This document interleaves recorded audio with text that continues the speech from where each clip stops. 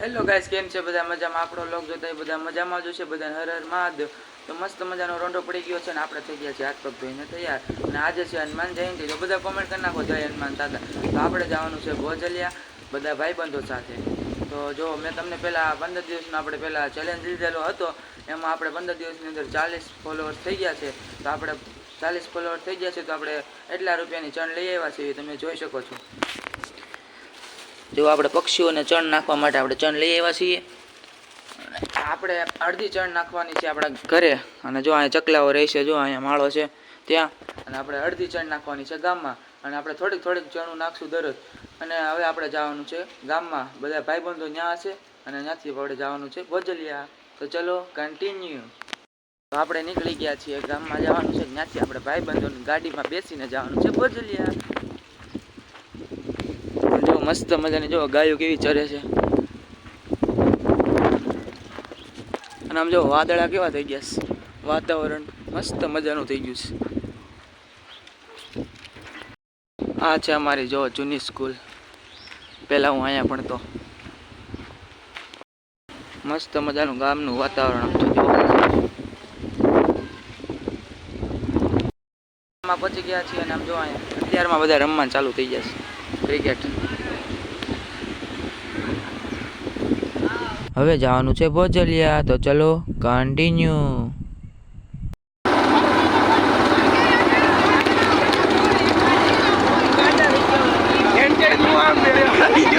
આપણે ભોજલિયા પૂકી ગયા છીએ ભાઈબંધ સાથે. જો ભાઈબંધ આયલા જાય છે, અને આમ જોવા ગાડીઓ થઈ ગઈ છે, અને અહીંયા જો હનુમાન દાદાનું મંદિર છે, અમે આયલા જઈએ છીએ.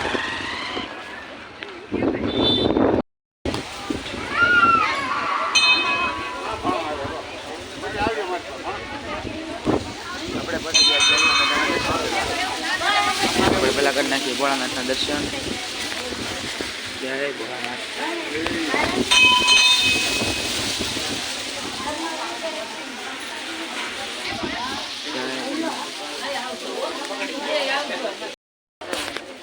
જય શનિદેવ.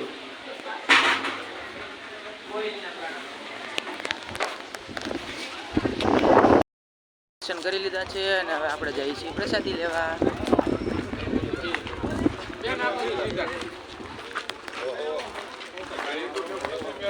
જો કેવું મસ્ત મજાનું લોકેશન છે.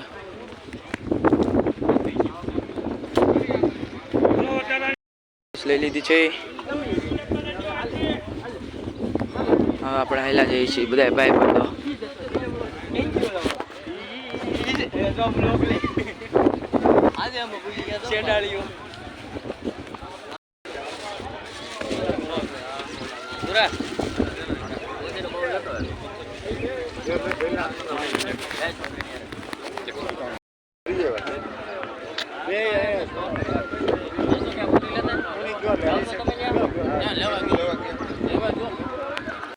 હવે અમે બેસી ગયા છીએ જમવા, તમે જોઈ શકો છો. આપણે પ્રસાદી લઈ લીધી છે, અને હવે આપણે જવાનું છે ઘરે. અને જો આગળ ભાઈબંધ વયા ગયા છે બધા. તો ચલો કન્ટિન્યુ.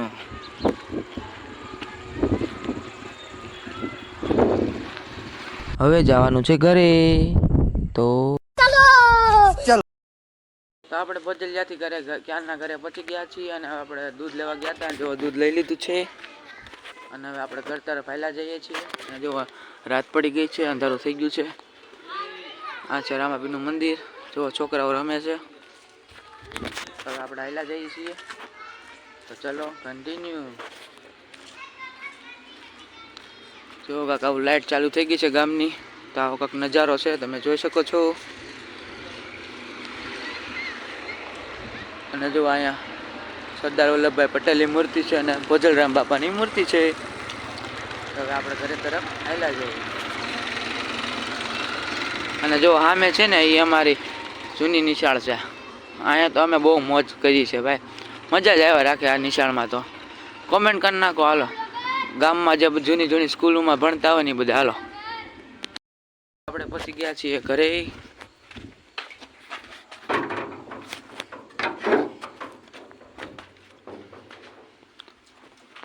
અંધારું લાગે છે, લાઈટ નથી લાગતી.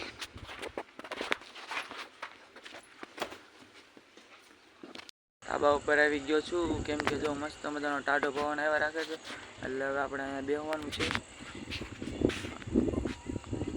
અને જો હવે રામાપીરના મંદિરે આરતી ચાલુ છે.